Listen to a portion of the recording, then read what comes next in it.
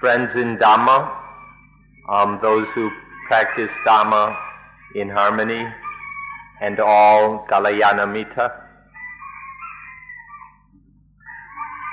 Through the Vinaya, we are Saha Dhammika, and those who follow Dhamma, who practice Dhamma together, and through the Dhamma, we are Kalyana Mitta, or good friends. Let me express my great delight that all of you have come to this place in this way for this purpose.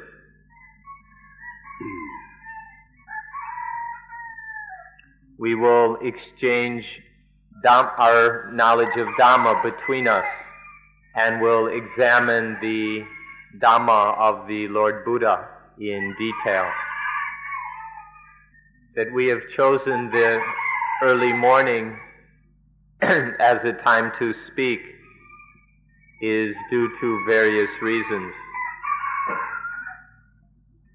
In the early morning, before dawn, the mind is still fresh and open. Many flowers open at this time around dawn, and the Buddha was awakened about this time of the day. And for all of us, our teacups have yet to overflow. They haven't gotten filled up yet. As for myself, I've got a little bit of strength at this time. At other times, I'm weak. And please take every minute, every moment as training, even the time you spent walking over here, or the time you spend returning after the talk. Please use every moment as sikha, or training. For today, the subject I'd like to talk about is an overview or bird's eye view of Buddhism, of Buddha Sasana. This is a general look without much detail into various things we should be aware of. So we will have a Bodhitatsana, which is to look at things from all sides, especially of the things we call Dhamma, Sasana, and Buddha. These will be the three things we'll discuss today. And then we'll be able to examine certain other things which are associated with these three words. The first matter to look at is Dhamma or Dharma, with the topic of what is Dhamma. In brief, we can say the Dhamma is the law of nature which the Buddha discovered and then made available or proclaimed to all of us.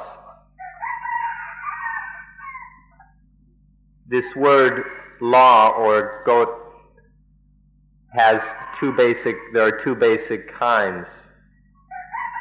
There's the kind of law of nature, which has to do with nature itself, with nature exclusively. And then there's the kind of law which has to do with human beings. The Buddha spoke of both kind of laws. The second kind, which has to do with human beings, this can be taught, and it can also be removed. We can set up human laws and we can repeal them.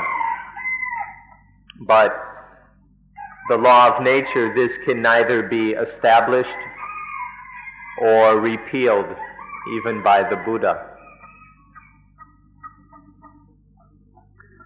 In Pali we use the word satya. for law, especially the natural law existing free of human beings. As for the laws which the Buddha has established, we call these Vinaya or Vitnai.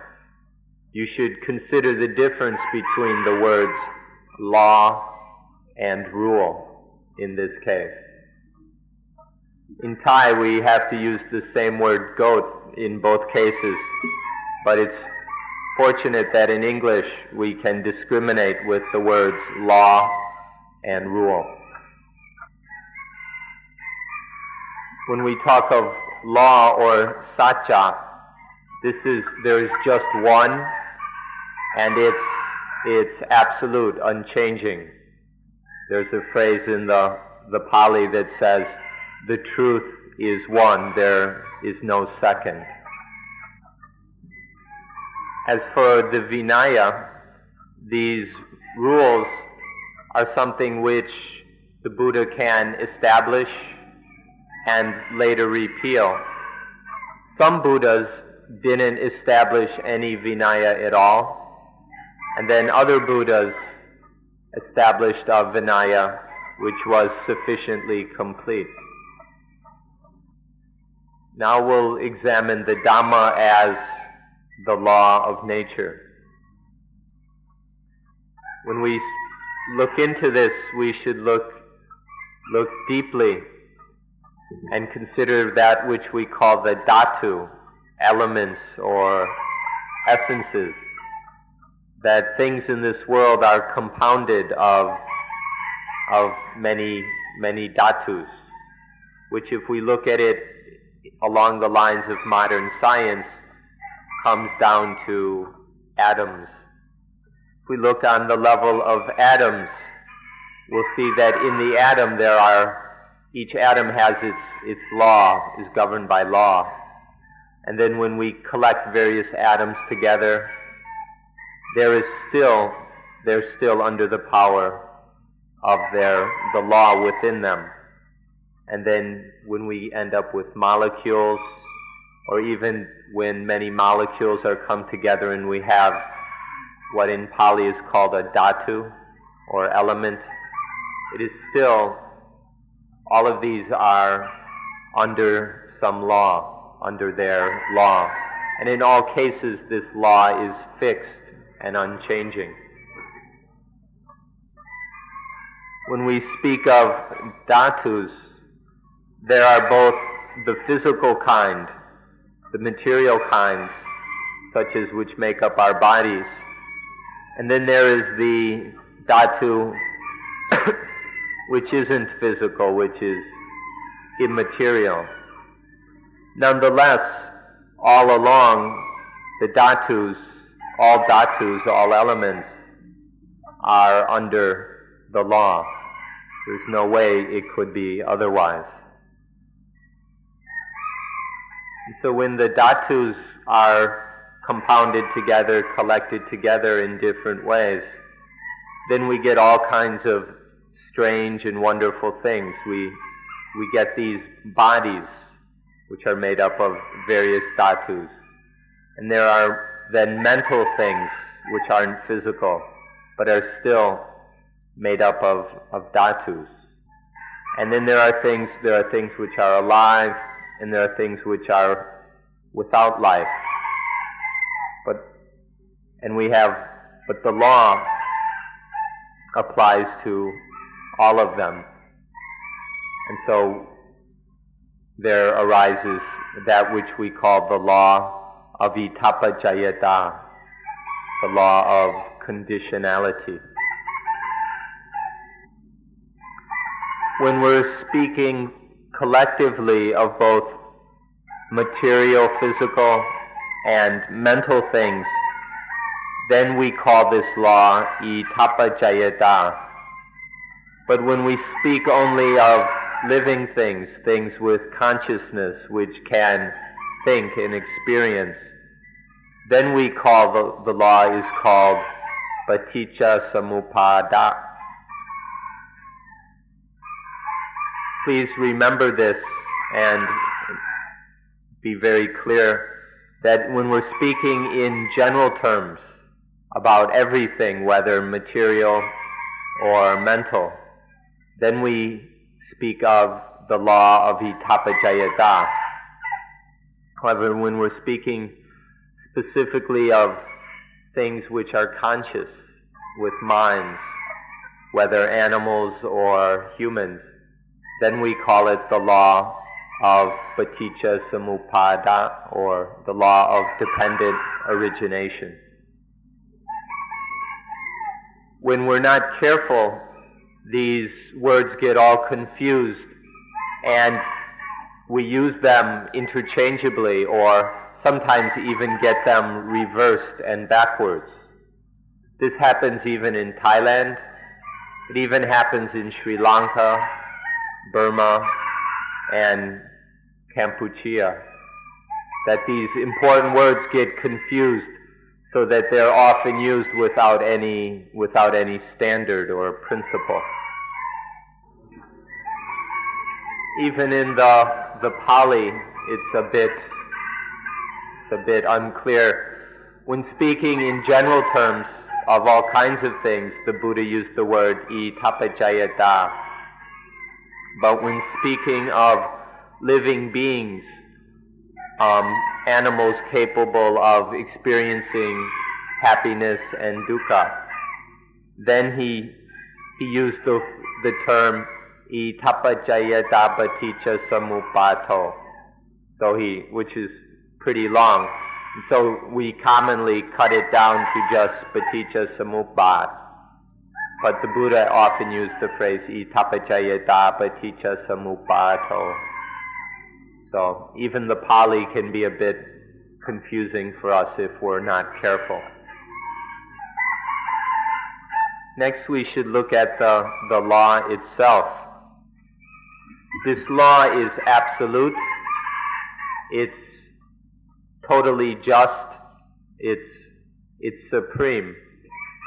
This law is what we ought to call God. If we're going to call something God, it's this law that should be called God. Because this law is an impersonal God, unlike the ordinary gods that are usually talked about. So if anything deserves to be called God, it's this impersonal or non-personal law of nature. The God we usually hear about is one that has feelings, emotions, that is conscious, and so on. It's a God that can be satisfied or dissatisfied. It's a God that can even get angry, which means this kind of God is under the power of causes and conditions. This kind of God can be concocted. But the law of nature which we're talking about is neither satisfied or dissatisfied, never gets angry. It can't be concocted or conditioned by anything. It's totally above all conditions. So it's only this God of natural law which can be truly absolute and truly just. I have a certain opinion, and I request you to give it careful consideration. Please don't go around saying that Buddhism has no God. Please don't be of the opinion that there is no God in Buddhism. Because in Buddhism there is this law of nature, which is a more supreme God than any other God.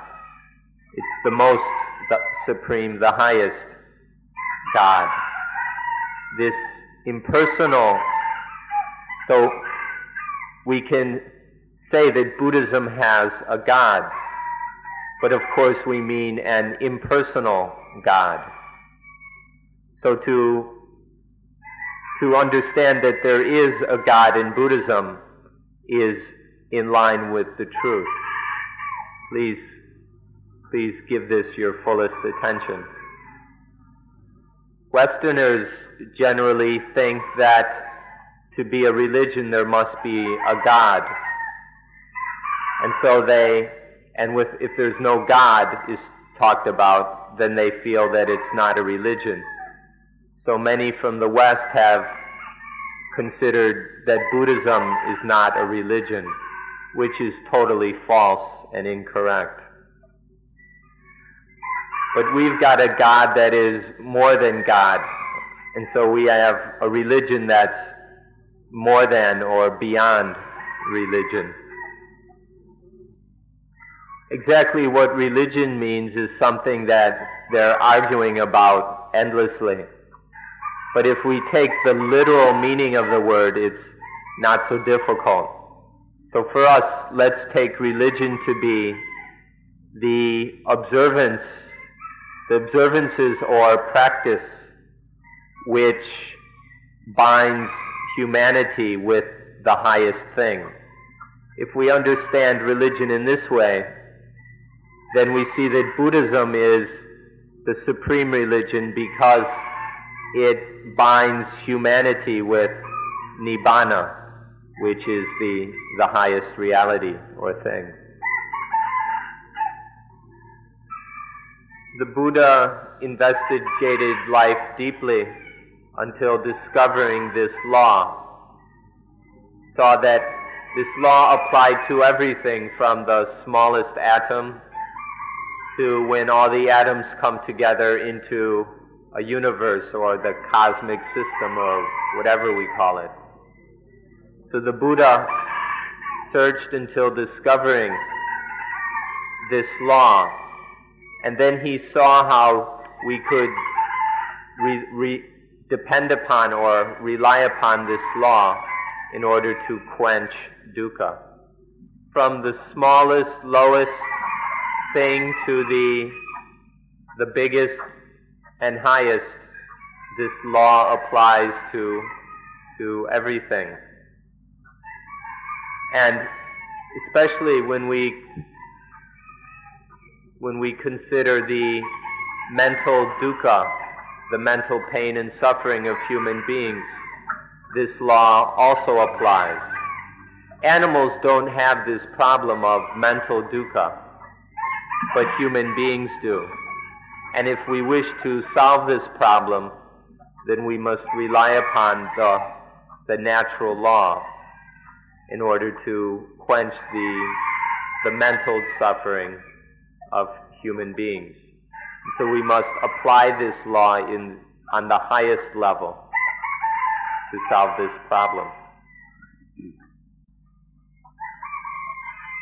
This law applies to all of our experience, and most of all to the arising of dukkha. Dukkha arises according to this law. And if dukkha is going to end, to be quenched, it is quenched also according to this law of itapajayata. So whether the arising of dukkha is itapajayata, and the quenching of dukkha is also subject under the power of this law of itapajayata. Therefore, we must understand this law thoroughly. Here we ought to examine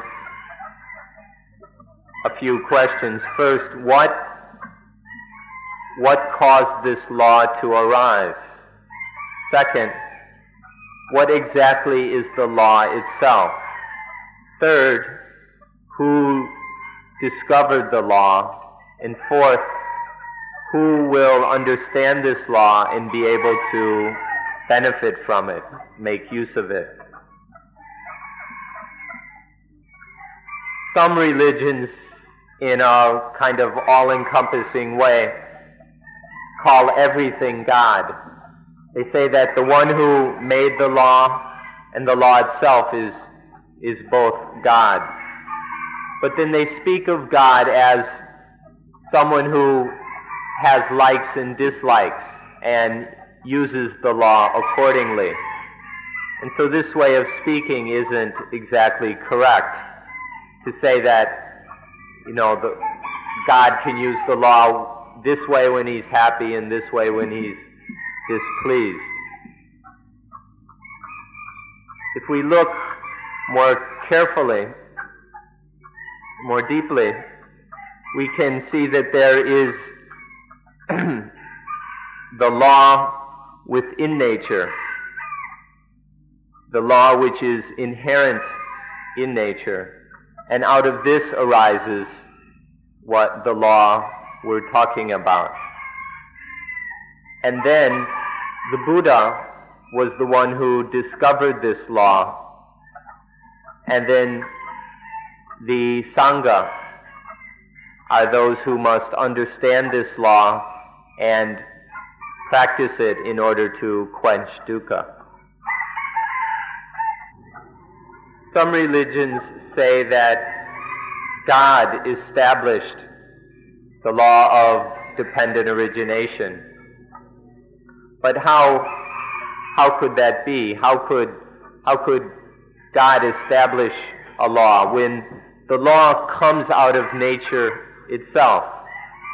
Whenever the first atom existed, the law was inherent in that atom. So to say that some person or someone, some personal God or whatever, established this law can't be. The law is coming out of the inherent existence of things, or it's inherent in things, in nature. In fact, we say that the law of Vitapajayata created God, not the other way around. Due to the law of conditionality, human beings have certain feelings and reactions and experiences. And out of this, there arises the concept of God. So the idea of God is created through the law of Vitapajayata. They shouldn't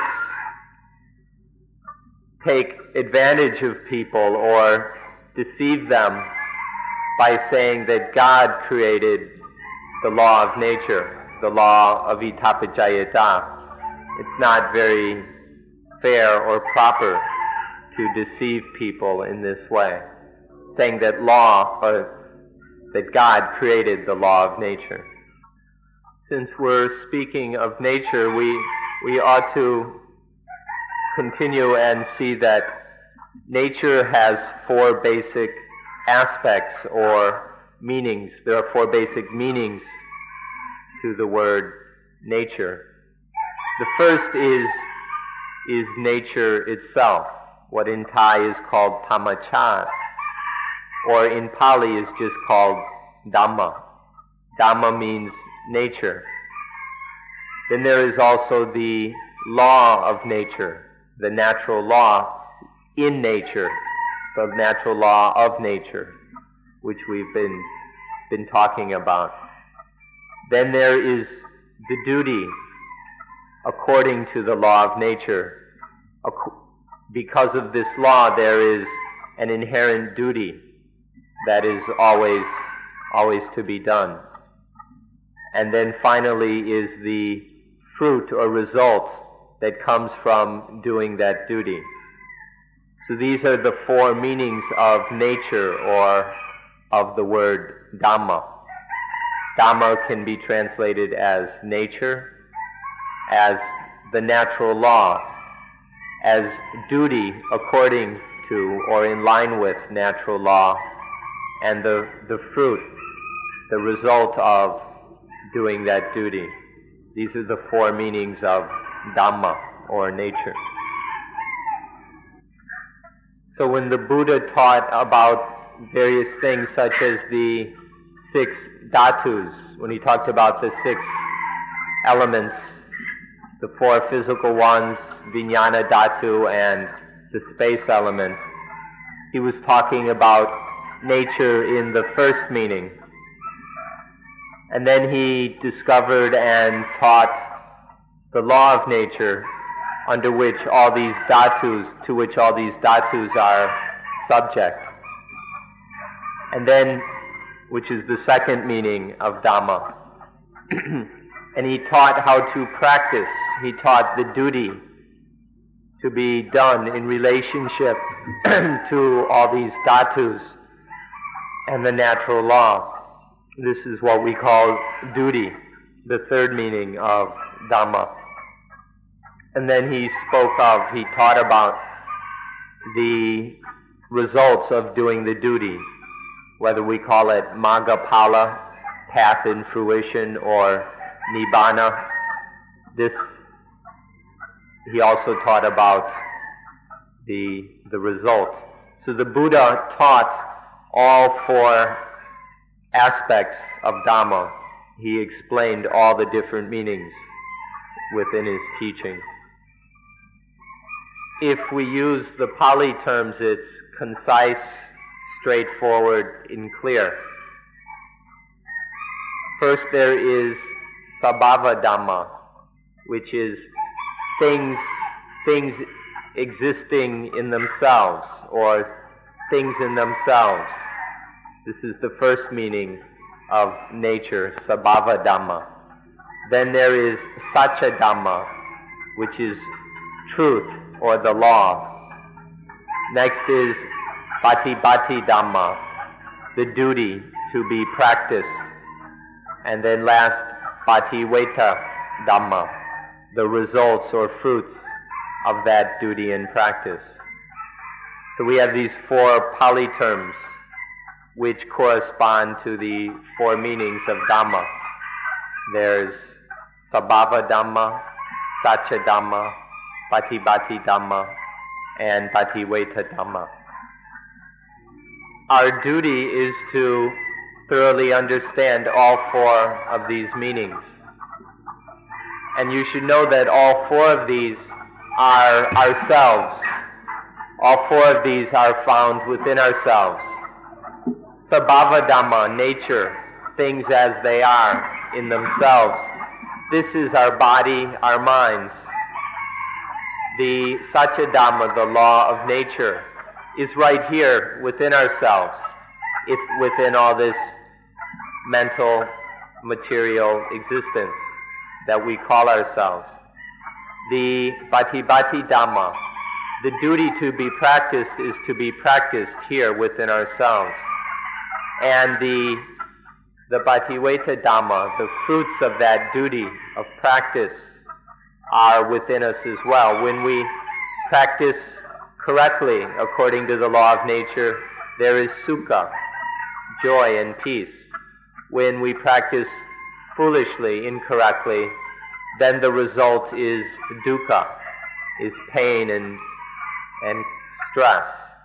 All four meanings of these are within ourselves. We are these four aspects of nature. And so we can experience them and understand them directly.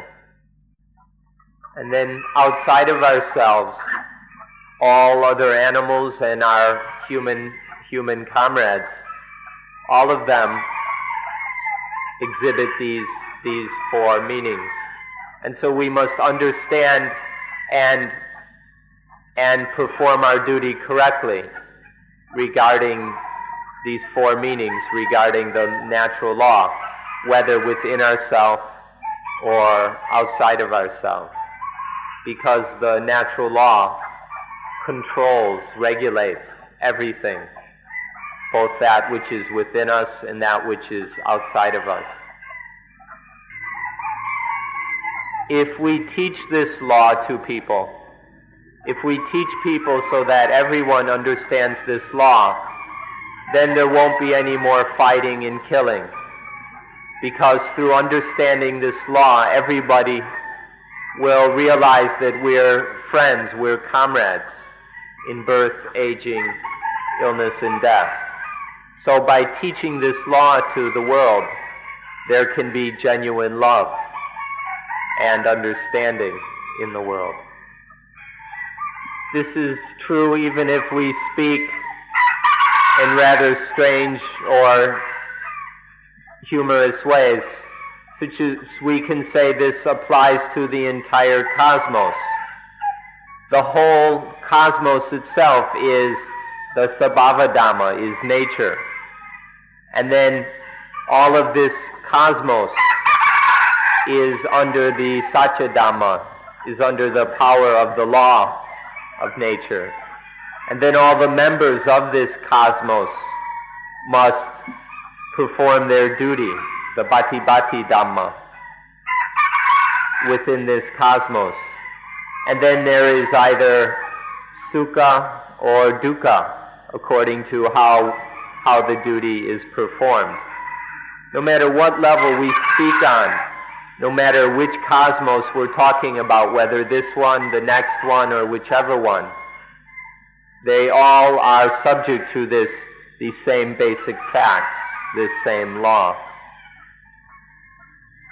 When we look at Buddhism in this way, we see very clearly that it's scientific. And so then we should be able to teach it to our fellow human beings scientifically, especially to the scientists. And by scientists we mean people who have a scientific attitude, who have a spirit of investigation and honesty, who can go into things in a reasonable way. If we can express Buddhism in this way, intelligent people, will be able to understand it and put it into practice. This is the only way also that will work. Buddhism must be presented as science, as the highest science. It's not just a material science, but it's a total science of all aspects of life. We must approach Buddhism in this way. If we approach it as a philosophy or something, it won't do us much good. So we must understand it and teach it scientifically. So this word tham in Thai, or Dhamma in Pali, or Dharma in Sanskrit, it turns out to be a truly wonderful word. It has these various meanings, it's very profound, and it encompasses the entire cosmos. It's a word that's so marvelous that it can't really be translated into other languages. In Thai, they don't even try, they just pronounce it tham. But there have been people who've been trying to translate it into English, and so far they've come up with 38 different attempts to translate the word Dhamma, and they still haven't got it all. So it's best just to use the word Dhamma or Dharma, and to introduce this into English and the other languages of the world, because it's a truly wonderful word. So all of this has been a bird's eye view of the word Dhamma in response to the question, what is Dhamma? And in short, the answer is these various things about nature which we have been discussing. And now we'll speak about the second topic, about the word sasana. What is sasana? The most brief and correct definition for the word sasana is simply the method or way of getting out of dukkha. Sasana means the way of getting free of dukkha. the way of getting out from dukkha is needed by all living things. All beings which have which have life need a way to escape from dukkha. This is called sasana. So all living things require sasana.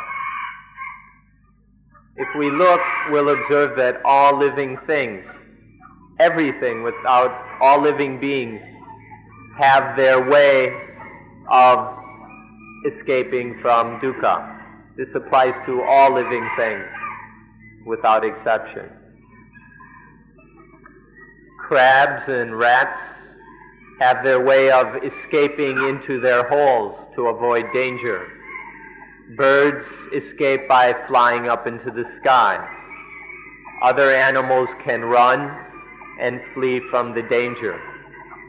If we look honestly, we must accept that all animals have their sasana, their means of escaping from dukkha. These are the examples of the sasana of animals.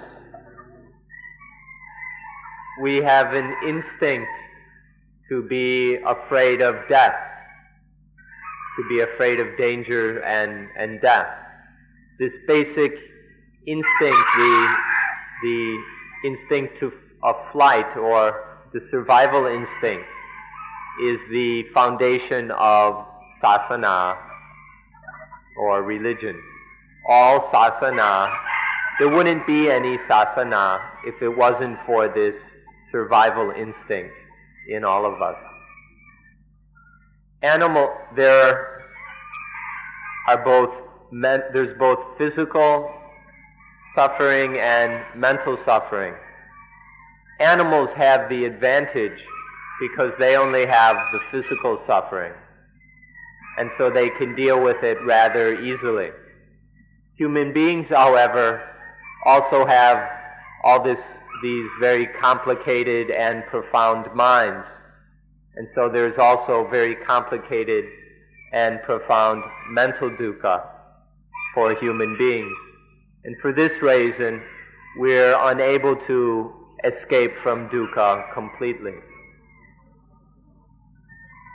Animals are luckier than us because they only have to deal with physical dukkha.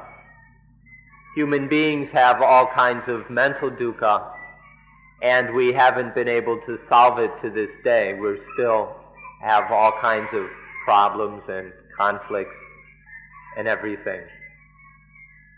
So there's both physical dukkha and mental dukkha, and sasana is the way to deal with these various kinds of dukkha.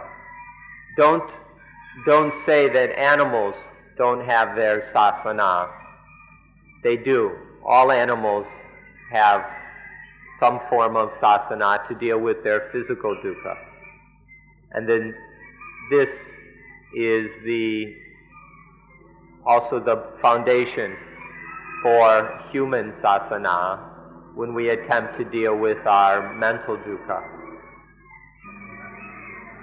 Now we're having the problem that we don't understand sasana sufficiently. Both the humans and the devas don't know sasana or understand the sasana enough to get free of dukkha. So whether we're devas or humans or whatever, we must study this sasana until we can quench dukkha completely. Some sasana are just a bunch of ceremonies and rituals, and how that is going to quench dukkha we don't really understand. Other sasana leave everything to God and end up being something like just a way of trying to flatter God. So exactly what sasana is something we should look at very carefully. The first people who appeared, our primitive ancestors, had their little rituals and ceremonies. They had their superstitions. This is what made up the first religions. And these superstitions continue even today. So we need to be very careful to understand what is truly sasana. We need to avoid all these superstitions which even now exist. To discriminate superstition from sasana is quite simple if we take the Pali as our standard. It's often very clear. So the word superstition or sayasat comes from the word saya, which is to sleep. Sat means knowledge or science, like in the English, the Greek suffix ology. So sayasat is the science of sleepers or sleepology. It's the knowledge of those who are asleep. Puttasat is, putta means to be awake, to be awakened. So puttasat is the knowledge or science of those who are awake. Sayasat is the science or sasana of sleepers. And puttasat is the science or sasana of those who are awake. If we go to the Pali, the distinction is clear. Now all of us are following the Buddha sasana or puttasat. So it's quite clear that we're following the religion or science of the awakened one. And then we must make ourselves fit to be awake. We shouldn't sleep. We shouldn't let ourselves sleep in superstition. But one difficulty is that sayasat appeared before puttasat. Before there was the Buddha sasana, there was plenty of sayasat. And then once there appeared the Buddha sat or Buddha sasana, all the people who couldn't understand it then changed it and adjusted it to be superstition. And so this continues even today, that a lot of so-called Buddhism has really been turned into superstition by the people who are unable to understand the science of the awakened ones. So we must be very careful about this confusion, because even today things are quite mixed up and messed up. Whether in America, Europe, or Asia, sayasat appeared first.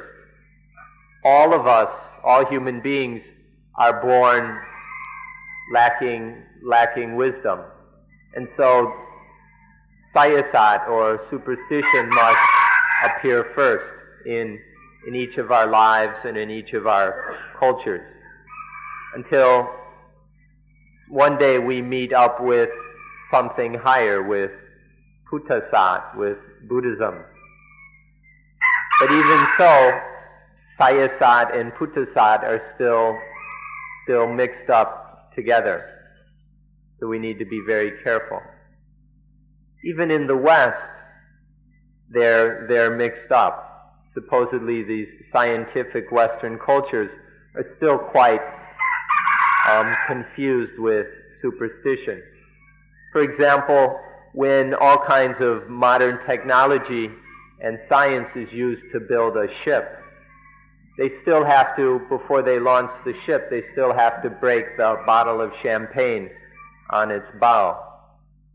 For absolutely no purpose, they waste a good bottle of champagne.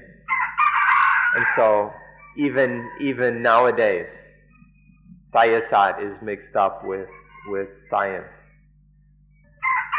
A simple principle for telling Sayasat apart from Putasat is that superstition is to depend on others. Superstition is to rely upon things outside of oneself, whereas Buddhism means to rely on oneself, to rely on things within oneself.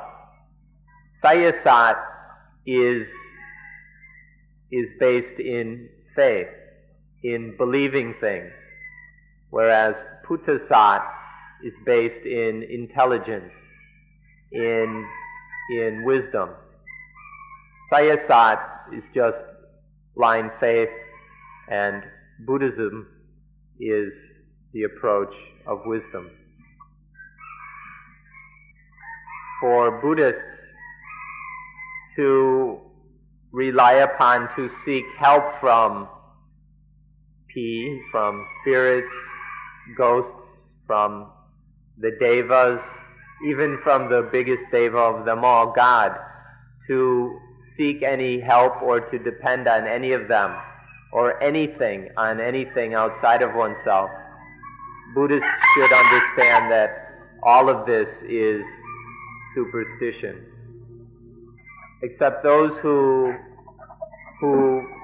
rely upon God, if they change the meaning of God so that, to make it correct, so that it means the impersonal law of nature, then that is an exception. That if they understand God in the right way, then that is not Sayasat. Therefore, our sasana is Buddha-sat, or Buddha sasana. Don't let any Sayasat get mixed up with it. Don't let any of it in. There's something kind of amusing or even kind of joke or pun in the Pali. The word Saya แปลว่าดีกว่า ไม่มีอะไรขึ้นเลย The word Saya, besides meaning to sleep, can also mean better than nothing. So Sayasat, or superstition, is better than nothing.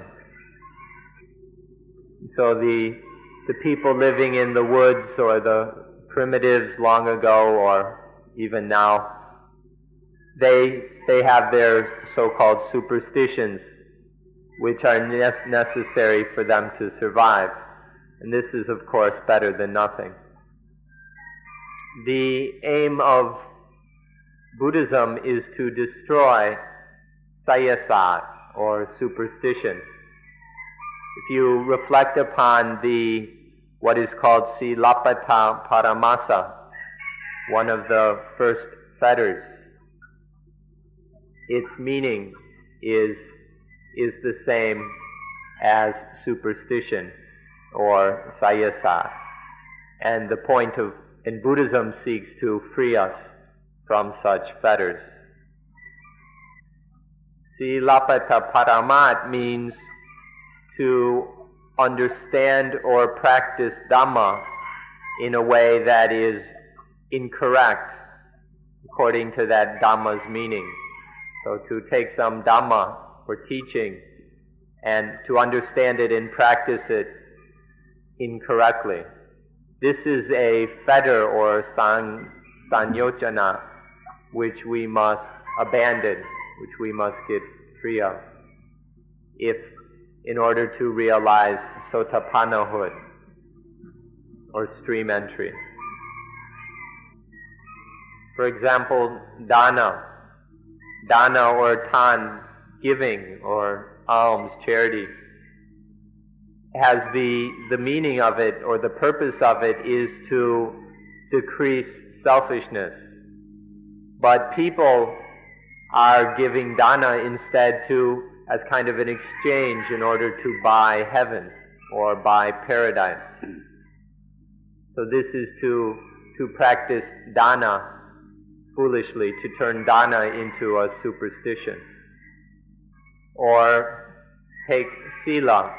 The purpose of sila is to to get free of selfishness. But there are people who keep sila in order to think that they're better than others, in order to judge others, or in order to brag or boast about themselves, which is to turn sila into superstition. It's to practice it for the wrong reasons. So even sila can be turned into silapata paramasa. Or samadhi, meditation, has the purpose of getting rid of or controlling selfishness. But there are people who practice samadhi in order to be somebody really special or to have magic powers or something. And so they turn samadhi into silapata paramasa. Or panya and vipassana have the sole purpose of cutting the roots of selfishness, of removing the cause, all the causes of selfishness. But then there are people who develop wisdom, who practice vipassana in order to be a sage or in order to be a teacher or something like this. And so even vipassana can become silapata paramasa without one knowing it. Thus, if we ask, what is sasana? We can say sasana is the tool for getting rid of all forms and levels of selfishness. And nowadays the world is about to go to hell because of selfishness. The capitalists are selfish, the laborers are selfish, the owners are selfish, or the employers are selfish, the employees are selfish, the government is selfish, the congresses, the parliaments are selfish.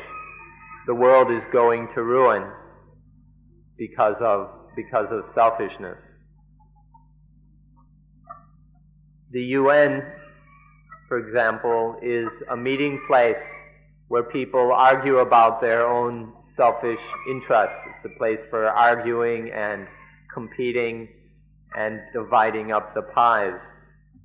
And so the UN is never really able to solve any of the world's problems because it ends up being just a big meeting place of selfishness.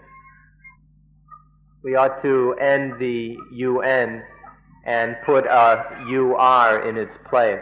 Instead of the United Nations, we should have a United Religions, which ought to be more successful in ending selfishness. Or if we can't get rid of the UN, we should at least have a UR to supervise the UN and make sure it behaves properly. All religions aim to end selfishness, but religions are on various levels to suit the different needs and abilities of people, or the different levels of understanding. Buddhism, or Puddhisat, aims to eliminate or to free us from the self, the soul, the atta, or atman, whatever we call it. And then selfishness goes away by itself, which is the easiest approach. It's a pretty easy way of going about it. This is how Buddhism ends selfishness. Other religions do it in other ways suitable for different people. Religions which really stress that there is a self or a soul, which emphasize this and make it a firm belief, it's very, very difficult for these religions to end selfishness. So all of this is an answer to the question, what is sasana? So in short, sasana is the way of getting out of dukkha. All animals, whether human or non-human, have sasana or require sasana. And so we should have sympathy and pity for the animals because they have their sasana to get out of dukkha, and we should not harm them or destroy them, but rather ought to have pity for them. There remains one more word, the word Buddha. Please endure a little longer so that we can finish all three in one sitting. The next word is Buddha. Our question then is, what is Buddha? This is a very important question for us. Do we have the real Buddha yet? Do we understand Buddha truly, correctly, or not? This is an important question for us, so please listen carefully and examine this question deeply. The Buddha himself said that one who sees the Dhamma sees me. Whoever sees me sees the Dhamma. Even if you're grabbing onto my robes, that doesn't mean you see me. So there are two Buddhas. There's the physical, bodily Buddha, and then there's some other Buddha. Elsewhere, he said, whoever sees the Dhamma sees paticca samuppada. Whoever sees paticca samuppada sees the Dhamma. Therefore, to see paticca samuppada, or dependent origination, is the same as seeing Dhamma, which is the same as seeing the Buddha. So to see the Buddha means one must see dependent origination. Paticca samuppada is the conditions or symptoms of the arising of dukkha, and then the symptoms or the conditions of the quenching of dukkha. That dukkha arises dependent on these conditions, and then dukkha quenches dependent on these conditions. This is what dependent origination is about, which is the natural law which we were talking about at the beginning. Thus, anything that shows or demonstrates dependent origination to us, that thing is the Buddha in this meaning. To see dependent origination is to see the Dhamma, is to see the Buddha. So the Buddha is whatever demonstrates or points out paticca samuppada to us. Prince Siddhartha is a historical person who was born in India in a certain place, to a certain family, had a certain personal history and life. This other Buddha is outside of history, is beyond history, is a non-historical Buddha. The one Buddha, the personal, historical Buddha, was born, awakened, and died. But the other Buddha was never born, never awoke, and never died. So there are two Buddhas. There's the Buddha within history and the Buddha outside of history. Excuse us for saying so, but most Farang are only interested in the historical Buddha. Forgive us, it's a little bit rude to point out, but it seems most of the Westerners, the Farang, only care about the historical Buddha and don't show any interest in the non-historical Buddha. All the books written in the West about the Buddha are exclusively about the historical Buddha. And so none of you have a chance to know about the real Buddha, the one that's outside of history. That historical Buddha was born, died, and all that. But the real Buddha was never born, never awakened, and never died. It's the Buddha that's always here. But nobody knows about this Buddha.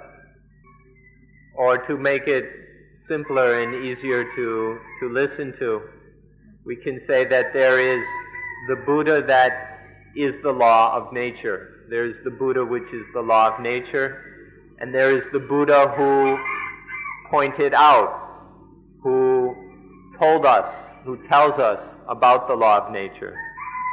So there are two Buddhas, the Buddha which is the law of nature, and the Buddha which talks about, which tells about the law of nature.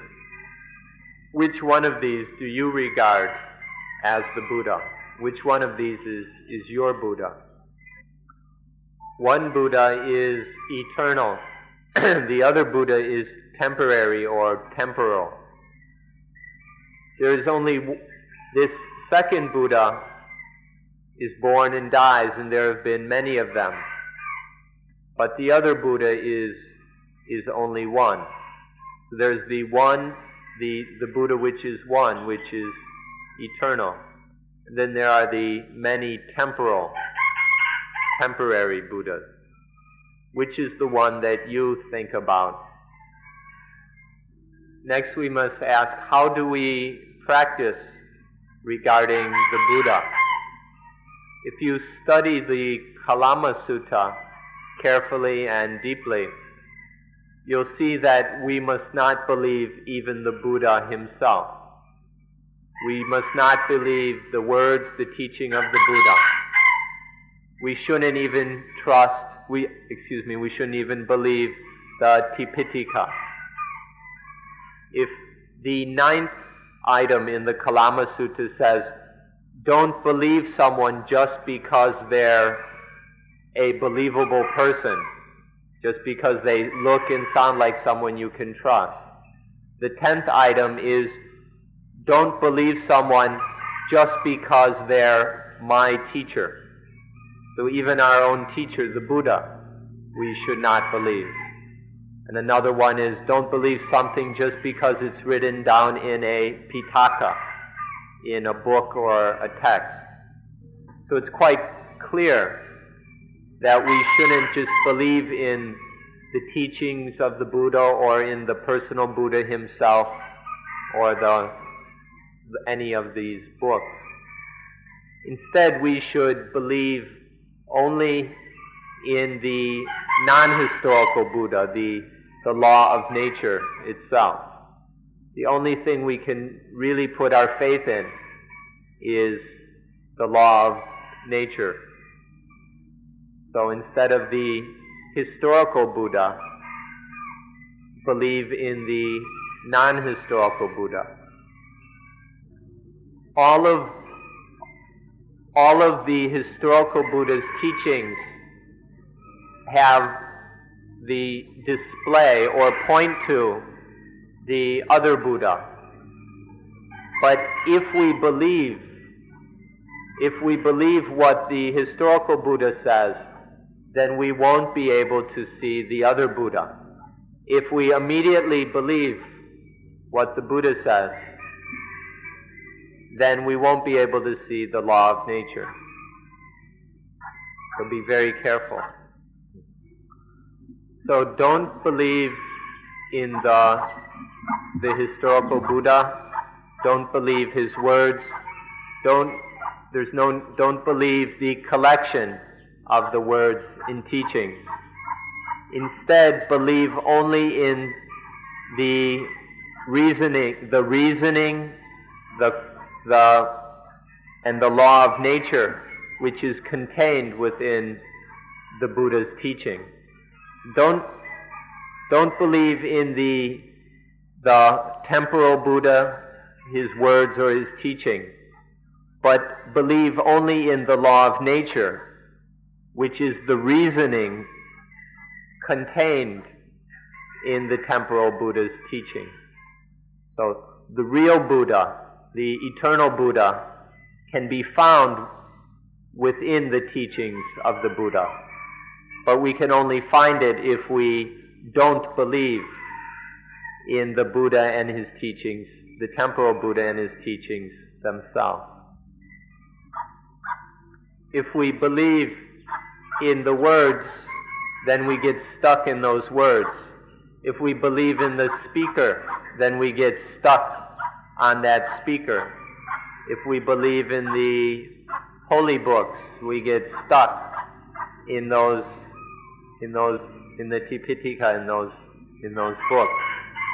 But if we don't believe in these things, then we're free, and we can see the real Buddha, the eternal Buddha. In the temporal Buddha, his teachings and the collection of his teachings, in his speech and the collection of his teachings, all of these are pointing to the eternal, non-historical Buddha. But we must be careful not to believe in them. One of these Buddhas is true. The other Buddha is not true.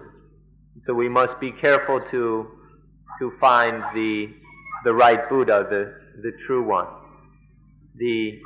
There is the eternal Buddha, which is always true. And then there is the temporal Buddha.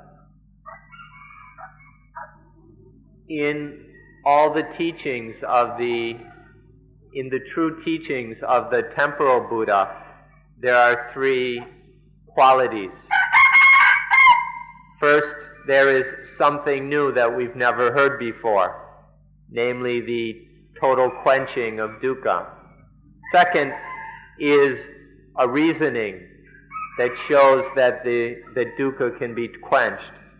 And third is a clear way of how to quench the dukkha. So all the genuine teachings of the temporal Buddha have these three qualities of being something new, never before heard, of having a reasoning, of depending on the law of nature, and of pointing to a clear way of practicing, to a path in order to quench dukkha. So within the temporal Buddha's teaching can be found the true Buddha, as fits with the words, "He who sees the Dhamma sees me. He who sees me sees the Dhamma." So thank you to everyone for being very good and patient listeners, and thank you once again.